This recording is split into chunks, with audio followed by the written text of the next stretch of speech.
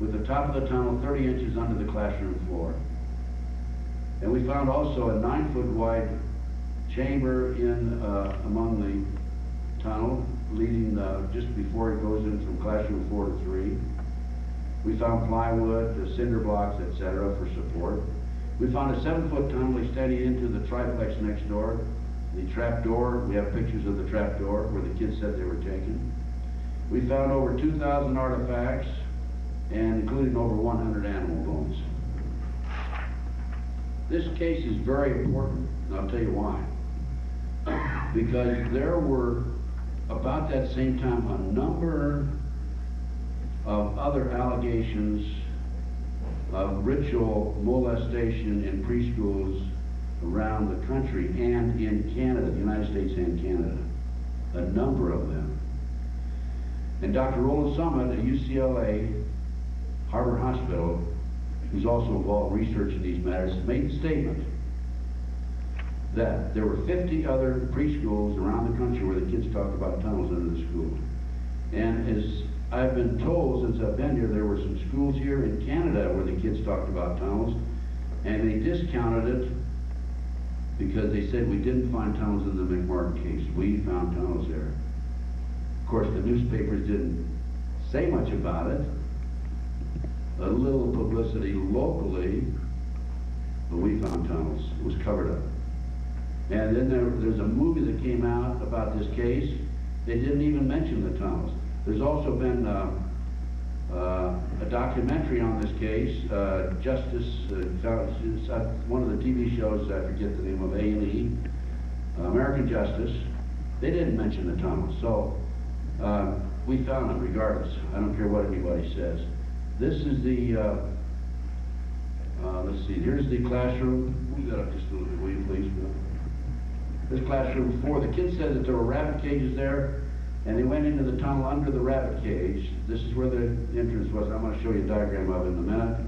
This is the tunnel. Here's the chamber I talked about. This goes over to classroom 4 to 3.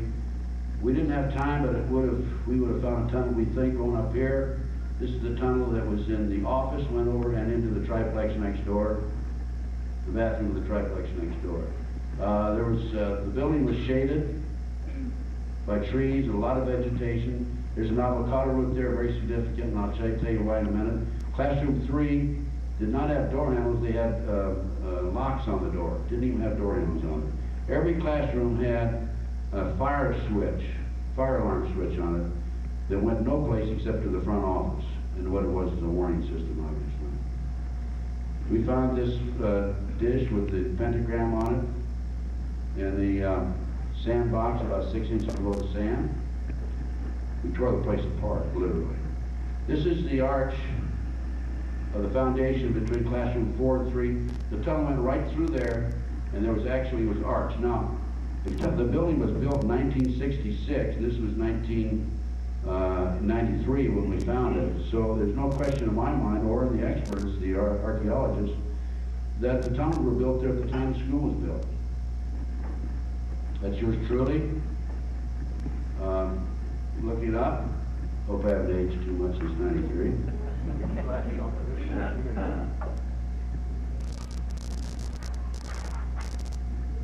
This is the wide-angle view of the tunnel entrance. This is the top of the tunnel, 9 feet across there, 56 inches here, and there's the avocado tree. And I'll tell you why, as I mentioned, that's going to be very important. I'll tell you why in just a minute. You want a little higher? Yeah, okay, got that better. This is the Disney bag. Notice it says class of 82, 83. Well, that was in the mouth of the tunnel and buried under the foundation, which meant that it had to have been placed there sometime in 1982 or subsequent to that date, which is probably when they filled the tunnels in.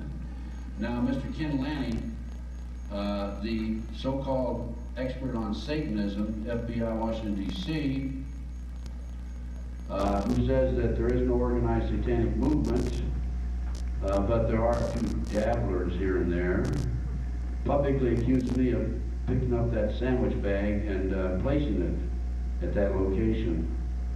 time that we had to dig. Well, that would have been pretty hard to do, to find a 1982 Disney plastic sandwich bag in 1993. Maybe he thought I held it at home all that time. I don't know. This is a diagram of the where the plastic bag was found, right there. This is the opening, was like this, shaped like a half moon. And here's the diagram of the tunnel opening also. 9 feet across, 59 inches here. I said 56, 59. The avocado root was cut there. That root right there was alive. A dead avocado root was found over on the other side. So the root, at one time went across here, which established that they had to cut the root of the avocado tree in order to make the entrance to the tunnel. Here's the root itself after we sawed it away from the tree.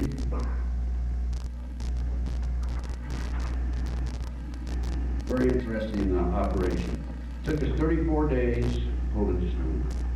It took us 34 days and about $55,000 to $60,000 to locate the tunnels, work it, pay the archaeologists, et cetera, We had concrete cutters come in, cut the floor open. We had radar people with equipment trying to locate ground below that had been disturbed. I personally put $17,000 of my own money into the project, which I haven't happened doing once I get rolling. Now, another development on the McMartin case that I find interesting is right after the case broke, the day after, there was a house in Crestline up in the mountains that burned down. This is after the case broke in the news media. And I learned about this house, became suspicious, and I went up to Crestline. It's about 100 miles by car. It'd be about probably 20 minutes by jet airplane. There was an airport located 10 minutes away. And drove up to this location. What I found there was very interesting. An obvious abandoned satanic site. I'm going to show you some pictures of the site. This is some ovens. I'm not sure what they cooked in there, but I wouldn't be surprised if there was something that we would prefer not to discuss. The star. Okay. This is probably an altar that had been broken. This was a stone. They use the altar for their sacrifices, by the way. This is some sort of I don't know what it is. Looks like a well that's been capped, but there's other significance to it than that, I'm sure. Now this is where the house was. On the other side of this building here, you can see how elaborate this was. This was actually built on the side of a mountain. The street was on the other side of that, of the house. And this was probably about 150 feet long this way, and probably about 3/4 the size of a football field this way, maybe a little less, maybe half the size of a football field.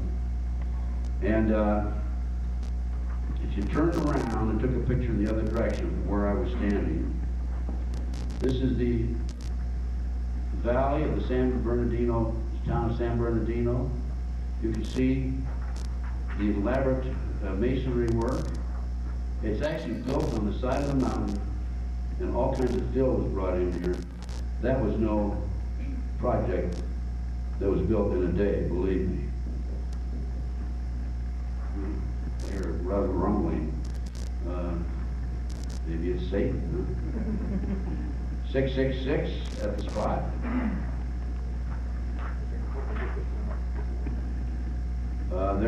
This was a round, large circle. Our camera equipment wasn't sophisticated enough that we could take pictures of everything. Put the other layer over and underneath like I did yesterday. Here's, you got to get your glasses out. Okay, there were some symbols there that were painted on the concrete. Look at this.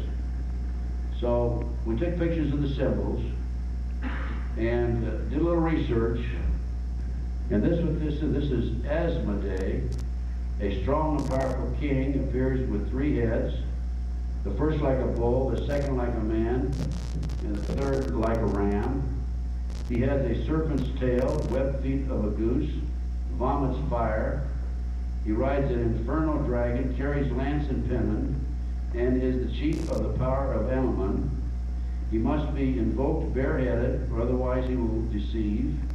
He gives the ring of virtues, teaches arithmetic, geometry, and all handicap crafts, answers all questions, makes men invisible, indicates the places of concealed treasures, and guards them if within the dominion of Ammon. Ammon is a god higher than Ammon's day.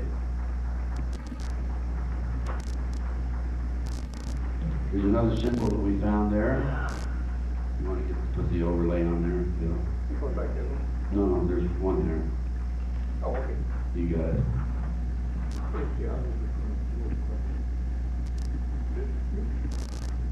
Okay. There's the, this was Belial, a mighty king created next after Lucifer appears in the form of a beautiful angel seated in a chariot of fire. Went into the pulpit so these folks can see it up at the top. That's it. He first fell amongst the superior angels who went before Michael and other heavenly angels. He distributes preferences of senatorships, causes favors of friends and foes, and gives excellent familiars. He must have offerings and sacrifices made in him.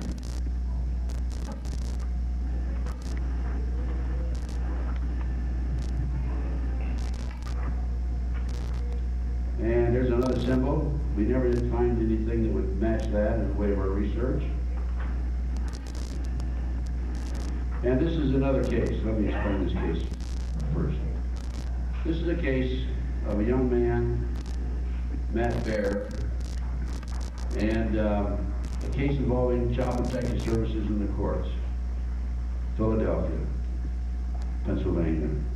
I received a call from the father, Lou Bear, and he was divorced from his wife, and the two boys had been split visitation between him and his ex-wife, and the ex-wife had a boyfriend who was sexually molesting the boys. And Lou sought relief through the courts, did not obtain the relief he wanted, and decided to take his boys and go underground. He went underground for about 4.5 months, and the great FBI came in, apprehended Lou, took the children, gave them back to the ex-wife with the boyfriend. Children to this day, as far as I know, are continuing to be sexually molested. Now, it was worse than that. It was ritualistically sexually molested. And when the boys were in custody of the father, they thought that they made a clean getaway, didn't have to face his ex-wife or the boyfriend again. They started drawing pictures. Matt Bear started drawing these pictures unsolicited, and this is what Matt drew. Now, when I was this age, I remember I used to draw airplanes and cars. The girls used to draw flowers and birds, right? Anyway, Matt on his own, Matt Bear drew these pictures. Table, people have no cloth on, people, fire, devil, knife. Obvious satanic ceremony of some sort, or ceremony anyway.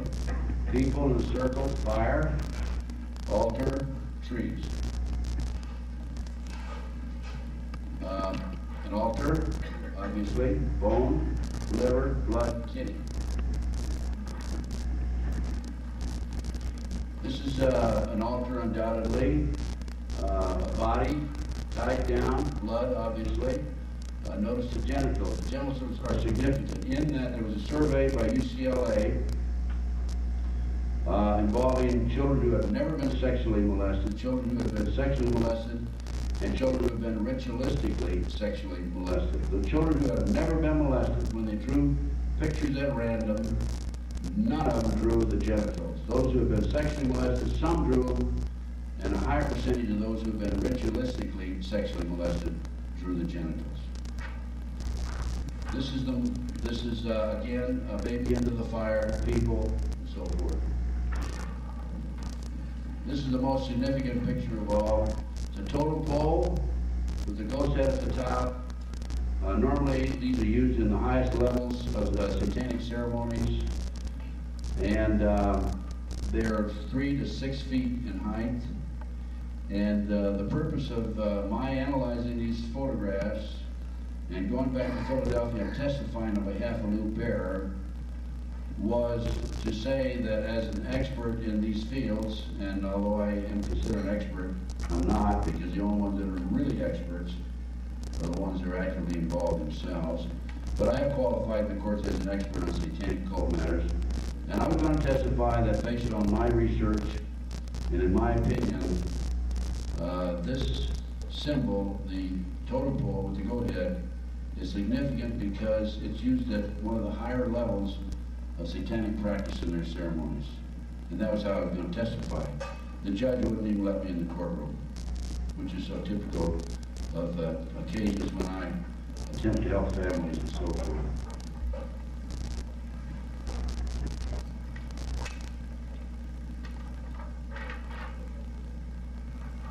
These are the 8 main satanic holidays.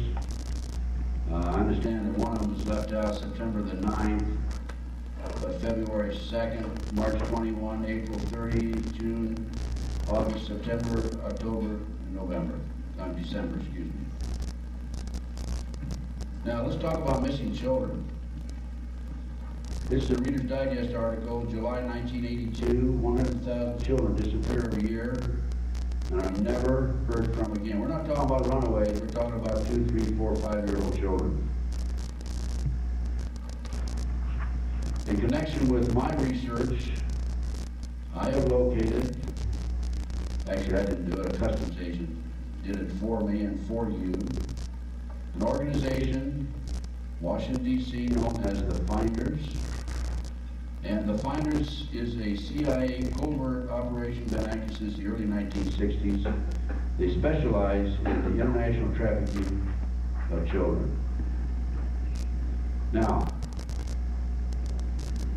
February 5, 1987, the police in Tallahassee, Florida received an anonymous phone call, and the caller said that there were 2 well-dressed men, and I think 6 or 7 young children, ages 2 to 6 and 7, in the park. The children were shabbily dressed, unkempt, and so forth. Police proceeded to the location. The children said that they were going to a smart school in Mexico. The police searched the van. They found 2 locations in Washington, D.C., a warehouse and an office. Sent the information to the Metropolitan Police Department in Washington, D.C., and the Metropolitan Police conducted a search of the premises with the search warrant, and it was surprising what they found. They, there's the 2 addresses in Washington, D.C. Push that up. Yeah. Upon arriving there, this is a customs agent report, by the way. Push that all the way down to see the title on it. It'll be on another title, another page in a few minutes. Anyway, he learned, the customs agent learned about the case. An informant had given him information regarding a cult known as the Finders, operating various businesses out of a warehouse, etc., etc. Push it all the way up, really. The information provided by the informant to Detective Bradley of the Metropolitan Police, he was able to match some of the children in Tallahassee with the names of children known, alleged to be in custody of the Finders. And they talked about, the information was specific about blood rituals, sexual orgies involving children. And he was able to, Bradley, the Metropolitan Police officer, was able to match the tentative ID of the adults with known members of this group. And keep going. Executed the search warrant. And what did they find? They observed numerous documents which described explicit sexual conduct between the members of the community known as the Finders. Also saw a large collection of photographs of unidentified persons. Some of the photographs were nudes, believed to be members of the Finders. Numerous photographs of children, some nude, at least one of which was a photo of a child on display and appearing to accent the child's genitals. I was only able to examine a very small amount of the photos at the time. One of the officers presented me with a photo album for my review. It contained a series of photographs of adults and children dressed in white sheets participating in blood rituals. Talked about execution of at least 2 goats. Talked about the portrayal, execution, disembowelment of a skinning and dismemberment of goats at the hands of the children. You have children doing this. Discovery of a female goat's womb and the baby goats inside the womb. A presentation of a goat's head to one of the children. Goat's head at the top of the totem pole, right? Further inspection of the premise disclosed numerous files relating to activities of the organization in different parts of the world, ladies and gentlemen. Locations I observed were London, Germany, the Bahamas, Japan, Hong Kong, Malaysia, Africa, Costa Rica, and Europe. And the list goes on. Talked about the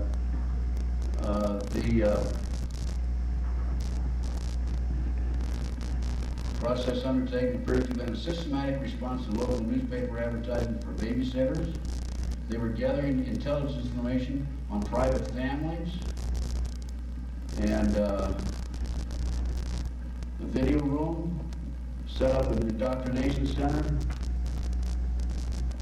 And he was told that all the evidence would be made available to him at a later date. By the way, before I go to the last page, let me mention that the instructions were found there, including the impregnation of female members of the community, purchasing children, trading and kidnapping. There were telex messages using MCI accounts numbers between the computer terminal to believe to be located in the same room and others located across the country and in foreign locations. Another telex expressed an interest in secret bank situation, high-tech transfers to the United Kingdom, numerous properties under the control of the finders, interest in terrorism, explosives, and the evasion of law enforcement. Okay. So, he was told he'd be furnished all the details. Oh, push that down just a little, Bill. Wait, please, so we can see the title. This is, again, a U.S. Customs Treasury Department report. So he arrived at the Metropolitan Police Department April the 2nd. This customs agent did, expecting to be receive a full briefing of the situation. And here's what he said. I was advised that all the passport data had been turned over to the State Department for their investigation. The State Department in turn advised the Metropolitan Police that all travel and use of the passports by the holders of the passports was within the law, and no action would be taken. By the way, they found passports in the van. This included travel to Moscow, North Korea, and North Vietnam from the late 1950s to the mid-1970s. Travel was illegal out of America at that time. We were at war with them. The individual further advised me of circumstances which indicated that the investigation into the activity of the finders had become a CIA internal matter. The Metropolitan Police report had been classified secret and was not available for review. I was advised that the FBI had withdrawn from the investigation several weeks prior, and that the FBI Foreign Counterintelligence Division had directed the Metropolitan Police Department not to advise the FBI Washington field office of anything that had transpired. No further information will be available. No further action will be taken. The finders, CIA covert operation since the early 1960s. Let's talk a little about guns. I was talking on the break to a couple of gentlemen, and we were talking about, they were telling me about how they're taking guns. They've taken the guns away from you. They want you to register your guns. Thomas Jefferson, one of our presidents, made the statement, the price of freedom is eternal vigilance. You can't have vigilance if the population doesn't have guns. There's no protection against a corrupt government if guns are not available to the people. We're going to talk in a few minutes about the militia in the United States, and Bill's going to explain to you what they stand for and what they do. This is an article that appeared in a magazine. Talks about Stockton, California, 27 people shot to death. 1989, 96, Scotland, 16 children. Australia, 96, 36 men, women, and children killed. Shut up, Lou. Look at this. CIA mind control experiments. Before you write this off as a far-fetched concept, they remind you that during the 1950s, the CIA was accused and convicted in Congress of conducting mind control experiments using high-powered drugs. These experiments were reported in a congressional report and were the subject of many newspaper reports circulated during the 1950s. Many of our readers will recall the code name given to these experiments by the CIA, MK Ultra. That, folks, was also experiments, includes experiments in Canada. So what's happening around the world? Well, Prime Minister Tony Blair going to ban all handguns by the end of the year. Our troops, NATO troops, when they moved into a country, August of '97, they seized the weapons of the enemy immediately. The Australians are giving up they say assault rifles, all of their weapons, the mass trade for their weapons. And what's happening in the United States? Well, a year ago last Christmas, H.R. 3610 was passed by Congress.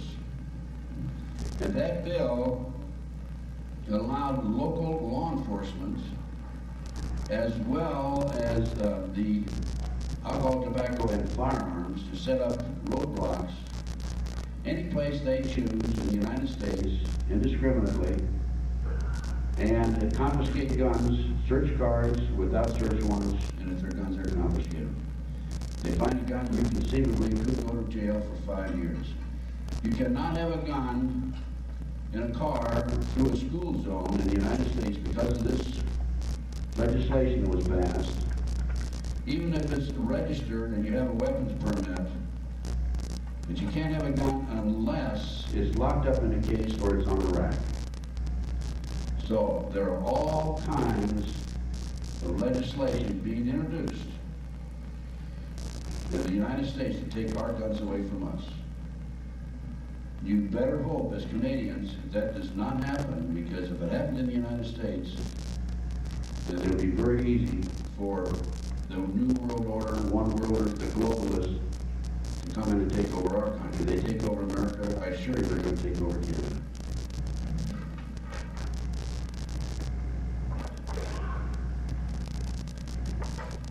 Okay, let's talk about Oklahoma City. I think you'll find this very interesting. This was a seismograph. Oklahoma City, April the 19th, 1995. This is a seismograph at the University of Oklahoma. It shows 2 detonations, one there and one there. This destination was at 9:02 and 3 seconds. This was at 9:02 and 13 seconds, 10 seconds later. Now, what happened in Oklahoma? Turn that off just a minute, let me give a little background. What happened in Oklahoma City? Well, there was a truck bomb, they say. The government says it was an ammonium nitrate bomb, 5,000 pounds, roughly 4,800 pounds. But the evidence indicates and establishes that every explosive expert I've talked to says no way was that an ammonium nitrate bomb. What that bomb was, based on my research, was an electro-hydrodynamic gaseous fuel device, a highly classified bomb developed by Hercules Manufacturing. I mentioned Micro Conasudo a few minutes ago, CIA. And it was under a government contract, manufactured by Dyna Nobel. Now, an ammonium nitrate bomb, 5,000 pound, explodes in 360 degrees, up, down, or crossways in all directions. Also, it is not powerful enough to take that building down as it did. I'm going to tell you that this electro-hydrodynamic gaseous fuel device is a directional bomb, and we have definite information that this was a bomb that was used. At the time, there were only 10 people who were capable of building it, highly classified. And why does the government insist on it being a fertilizer bomb? Because McVeigh and Nichols are capable of making a fertilizer bomb. They're not capable of making this barometric bomb. Too sophisticated for them, highly classified. So we did our research. And this is an article, and they talk about agricultural fertilizer pills when made into ANFO, it's an ammonium nitrate bomb, had very poor explosive characteristics. They would not detonate efficiently because of their high density, lack of porosity, and heavy inert coating of anti-setting agents. Anyway, this article, move it up, way up, please, Bill. This article, later on, page 2, whatever it is, talks about IRECO, I-R-E-C-O, Incorporated, Salt Lake City, Utah, talks about a bomb that they are and the contractor build. 34 bids were solicited in November '89. 2 bids were received. Contracting activity, and the contract number is DAAA 21-90-C-0045, June 14, 1990. That contract number is the contract number for the barometric bomb I'm telling you about. So, we wrote to the Department of the Army. This is public information. It's not classified. And they wrote back, Dear Sir, in response to our Freedom of Information Act request, contract number so-and-so, be advised that no information pertaining to that contract number has been located. You just saw it in a newspaper article. And now they say it doesn't exist. Cover up, cover up. Okay, we wrote to Dana Nobel. Public Relations Department, Dana Nobel. And we asked them to furnish a brochure, receive general information. Our interest is purely academic. We have no litigation motives of any sort, nor are we working for any clients in this matter. Send your responses, and we're asking specifically for this bomb right here, that's a contract number. And we didn't receive a response. We still haven't received a response. We called them on the phone. They won't have anything to do with us. I don't know why. We're pretty nice guys, you know. Anyway, here's the, we're going to compare the Oklahoma City bomb with the bomb in Saudi Arabia. There's Saudi Arabia. Notice the sheer straight across the building. There's no half moons, indentations, or anything else there. Notice the size of the crater, huge crater. Move it up high, will you please, Bill? Okay. Later on, 23 kilo, 5,000-pound bomb, ammonium nitrate bomb, same as they claim, the same as the government bomb in Oklahoma City. 8-story building, truck was parked 35 feet away. The crater was 85 feet wide. In Oklahoma City, the crater was 30 feet wide. And in Saudi Arabia, it was 35 feet deep. Oklahoma City, 25 feet deep. 2 bombs, same size, entirely different size craters. Here you are, here's your comparison. 4,800 pounds, 30 feet, 85, 20 feet, 35 feet. Here's the Oklahoma City building. Notice the half moon. Now what we think happened is that the truck bomb exploded, directional. 10 seconds later, there was a bomb planted on the inside, which went off. And then there were 2 other bombs that did not explode on the inside. And the reason we know that there were 2 other bombs that did not explode is because we have a video, and it's called Oklahoma City Cover-Up. It's available, by the way, on the sheet that you have in front of you that you took at the table.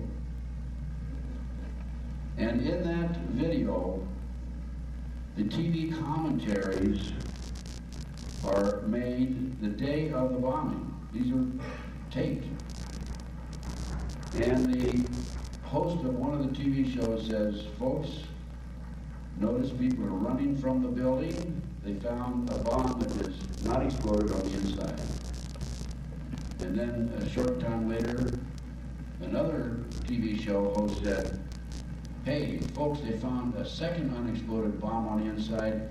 This time we're going to find out who did this because it's got U.S. Army written on it. And we've got that on film. U.S. Army written on it. Here's Saudi Arabia again. There was a clean cut across the building. Okay, this is an interesting article. New York Times, October 28, 1993. Turn that off just a minute ago. Okay, why would the government want to blow up their own building? Well, I'll tell you what. The anti-terrorism legislation was authored under the George Bush administration back in the 1980s, and the female author, Department of Justice attorney, publicly made the statement that before this legislation passes, people will have to be killed. Well, in 1993, we had the World Trade Center bombing. Turn on. And this is an article that documents not only did the FBI know in advance they were going to blow up the World Trade Center bombing, but the great FBI furnished the ingredients for the bomb. It's in this article. Every once in a while, the mainstream media slips up, don't they? Don't you love it? Yes, I do. And you know, folks, here it is right here. What happened was Mr. Salam, by the way, first of all, Mr. Yosef, Aman Yosef, the head terrorist, is trained by the CIA. There's that word again, CIA, right? He's trained by the CIA. Mr. Salam, a 43-year-old former Egyptian army officer, was used by the government to penetrate a circle of Muslim extremists, and he very cleverly, he was an informant for the FBI, and when he was interviewed by the FBI, he recorded his conversations with them secretly. And when it came time to prosecute all these extremists, these terrorists, Mr. Salam said, hey, wait a minute, fellas, I got some tape recordings over here in my dresser drawer. I don't think you're going to prosecute me. But what happened here is that Mr. Salam, in discussing the case with his FBI handlers, was told by the FBI that they were going to furnish the ingredients for the bomb. Salam wanted to put in some dummy chemicals that did not explode. The FBI insisted on putting in some explosive chemicals.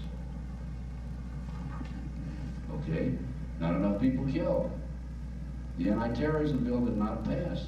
There were 6 people killed, $500,000 in damage, 1,000 people injured. This is Mr. Yosef, the head terrorist, by the way.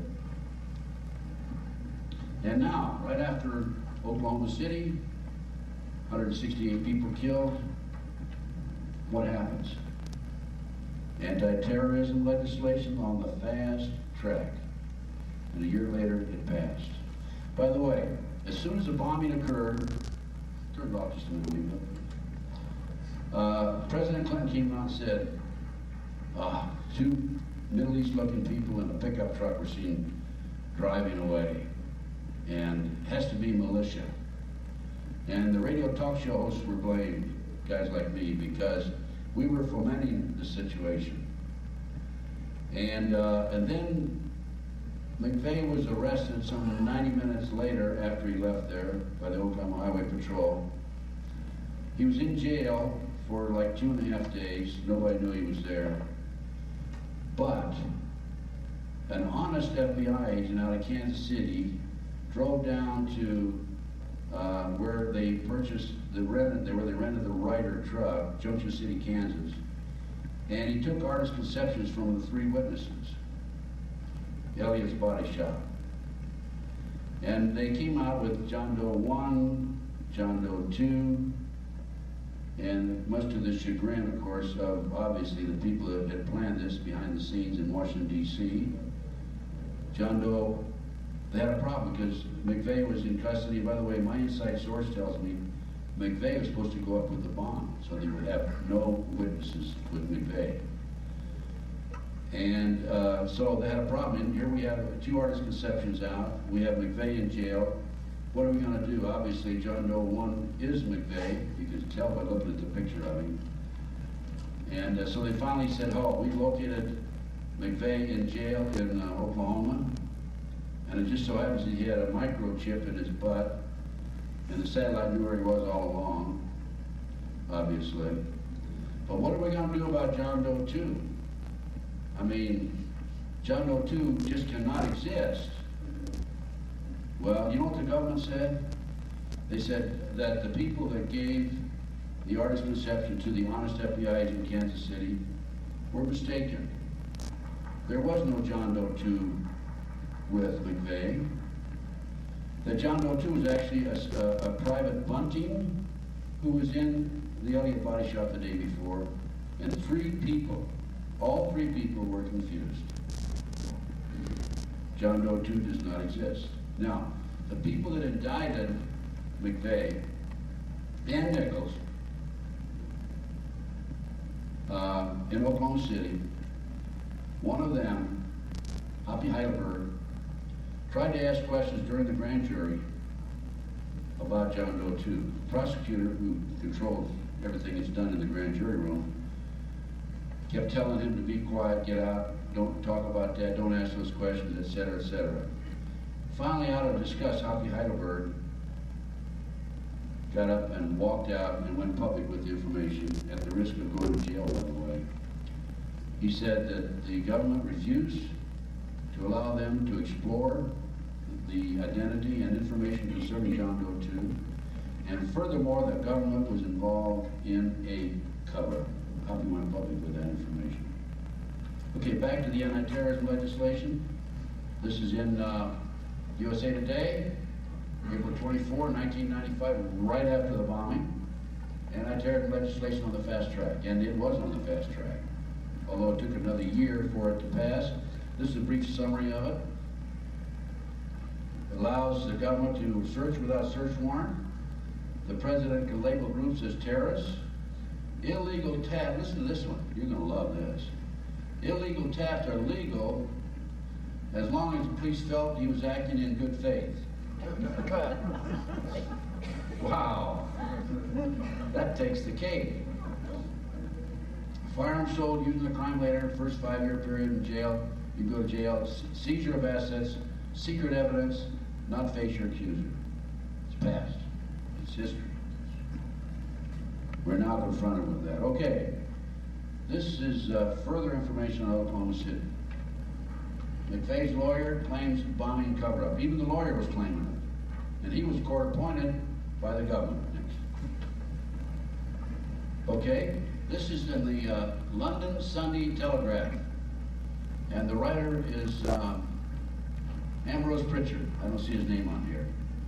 Anyway, he came up with Katina Lawson, a friend of McVeigh's, and she said that McVeigh and others, including Michael Brescia later on, who resembled John Doe 2, and a fellow named Andreas Strassmeyer, former German officer from West Germany, and a person who says in a minute he came to the United States to be an informant for the Department of Justice, but says he changed his mind and never was an informant. You can believe that, can't you? Anyway, this lady says that Brescia represents John Doe 2. The government really did nothing about it. And then we have information from another female named Carol Howe. Carol Howe came forward. She was an informant for the BATF, Bureau of Alcohol, Tobacco, and Firearms.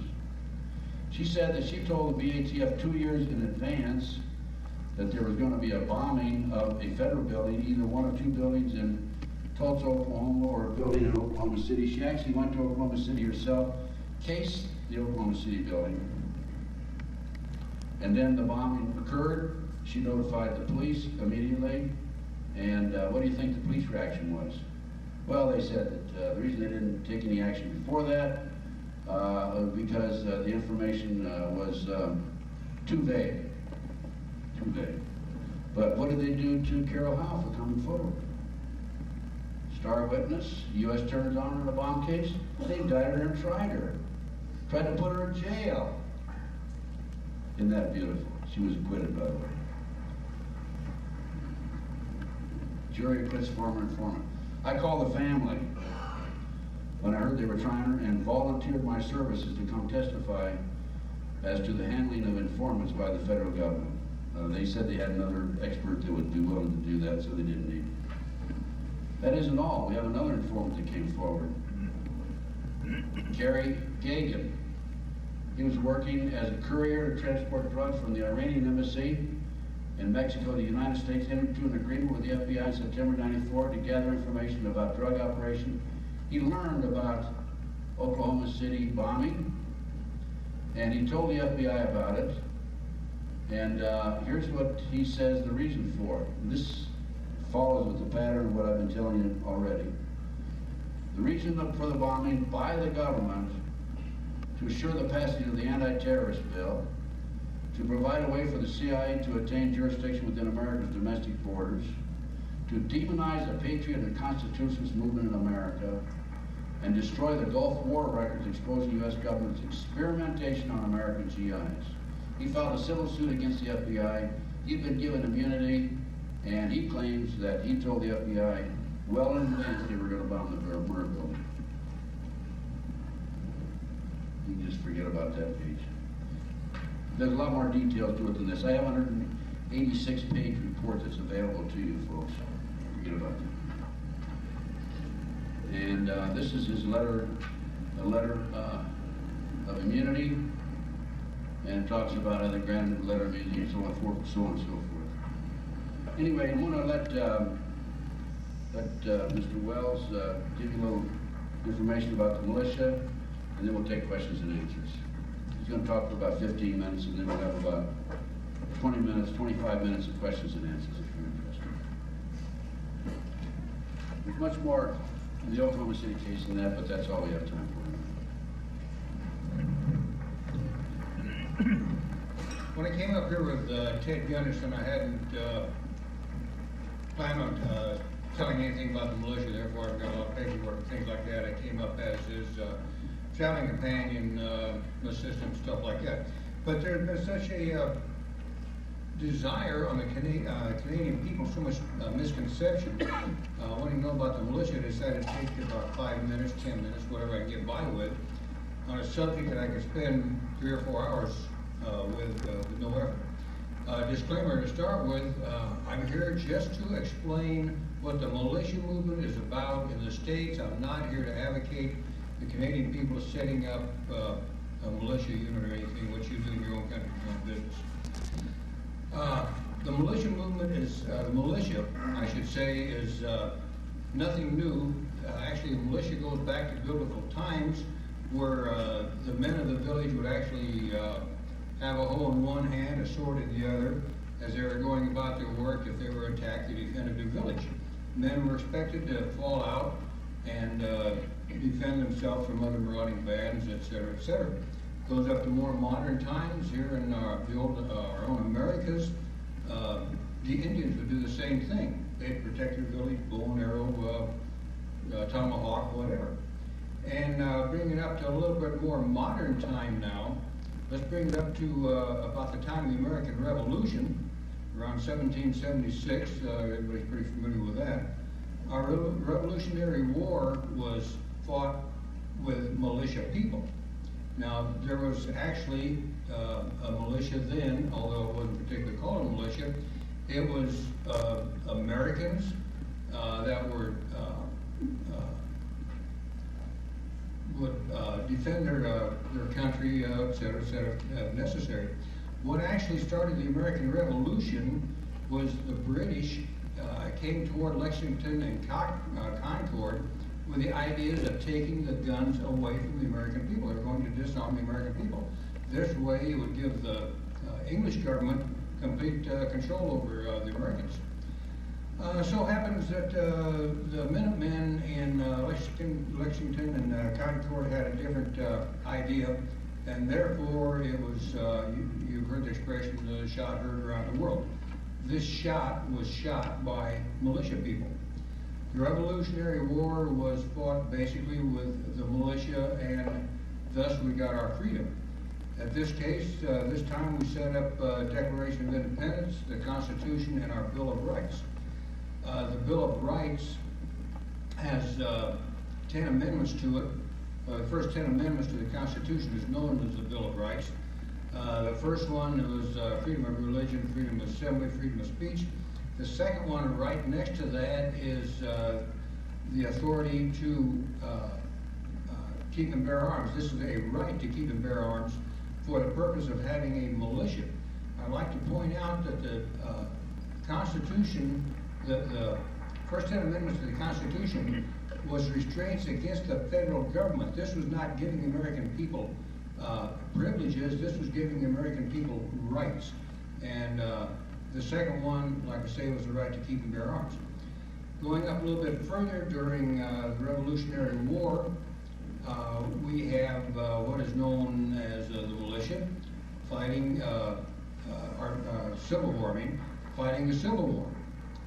Militias from different states were formed, and the North and the South were fighting, and both sides were militia, by the way. And as you know, the outcome of the story, the North won. We could go into a big blurb on that. We're not going to, though. So therefore, the militia is nothing new. So what brought about the modern-day militia? First of all, I'd like to mention that Mr. Gunderson mentioned how the media is controlled and has warped what the people have heard. We have another source too, which is self-appointed experts in certain fields. These self-appointed experts won't take the time or the effort to get the facts, and therefore by the time the story are filtered down to the garden variety people, they've got a misconcept of what's going on. The United States militia was formed, it's always been there. But the modern day militia, let's say, was revived after Ruby Ridge and Waco. Has anybody not heard about Ruby Ridge? Has anybody not heard about Waco? Very good. And one thing about the militia, the modern day militia, it didn't really start at one place. It started all over the country at one time. At virtually the same time. To go a little bit further, to understand the militia a little bit further, we have to understand what our military structure is like. We have the Coast Guard, the Army, Navy, the Marines, the Air Force, the National Guard, and down at the bottom we have the militia, although the bottom no less important. The National Guard was formed just like any other of our armed forces were formed, by an act of Congress. A lot of people misinterpret this as saying the National Guard is now the militia. This is wrong. The National Guard is not the militia. The militia are made up of people not in the military, i.e. civilians. We have advantages and disadvantages to being in the militia. First of all, we don't have to obey any unconstitutional laws. If they tell us to do something that is against the Constitution, we have the prerogative of walking away from it. Whereas the military, if you do that, you're going to go to jail. The militia is just the militia. The militia is not, please pay attention, the militia is not a part of the skinheads, the neo-Nazi movement, the white supremacists, the Aryan Nation, etc., etc. We are not racist. In fact, I've been to a number of national militia meetings. I'd like to mention the first one, which is one of the bigger ones in Gregory, Texas, Gregory, South Dakota. And there were representatives from virtually every state in the Union, and not once, I'd like to repeat, not once did I hear a racist remark made. We had black and white and everybody else there, mostly white, admittedly. Not once did I hear a racist remark made. The same way down in Dallas, Texas, we had another one. Not once did I hear a racist remark made, and it really irritates me when they say that we are part of the Ku Klux Klan, the Aryan Nation, and we're a bunch of racists. Where they get this is they'll have a meeting of the Ku Klux Klan, the white robes, the burning cross, etc., and they'll show a man there in fatigues, carrying a rifle or something like that, point at him and say, that's a militia member. That is not. He is a Ku Klux Klan member, dressed in fatigues and holding a gun. Again, the militia, the true militia, does not want anything to do with the Ku Klux Klan or the other radical people. In fact, at our militia meeting in Dallas, Texas, the Ku Klux Klan came down, and it was really quite well run. And they wanted to talk to the militia members there and tell what they had to say. We told them we didn't want to listen to what they had to say. Before it was over, we ran them off at the point of a shotgun. And they got the idea, they left. And by the way, when we have our meetings, who is welcome to it? Virtually anybody, including the CIA, the FBI, the local sheriff, the local law enforcement. We invite them to go to our meetings. If we so desire, we want to work with them. It really amuses me when we have a militia meeting and here's a law enforcement out there with a pad and pencil taking license plate numbers. If they walk in, I'll write them a license plate number on the back of my car and give it to them, saving a lot of trouble. Virtually anybody else would too. Again, the only function the militia has is defending and preserving the Constitution and the Bill of Rights. We are not into any other things. We're not into abortions. We're not into seatbelt laws. We're not into white supremacy. We're not into this, that, and the other thing. Preserving and defending the Constitution of the United States. We had two big incidents in the United States, which was Ruby Ridge and Waco, Texas. We were not formed up at the time. We are now formed. We have communication. We are dedicated. And I'll tell you right now, there will be no more Waco, Texas in the United States. There will be none. The FBI knows that. The federal government knows that. That's why they want to get our guns away from us. They're not going to take our guns away from us. And one of the FBI agents asked us why we didn't make a move during the Montana standoff there, the Freemen of Montana. I know them, by the way. I know of them. I know a few of the members and not what they say they are in the local news media. We also have the Republic of Texas movement, and they had a standoff with the police down there. So when the FBI asked me at one of the meetings we had down in Austin, Texas a while back, said, okay, if you militia people are as bad as you say you are, why didn't you come to the rescue of the Freemen and the Republic of Texas? I got news for them. I was called. I was ready to go. We had 100 people standing by, militia type, in the same proximity to the Republic of Texas.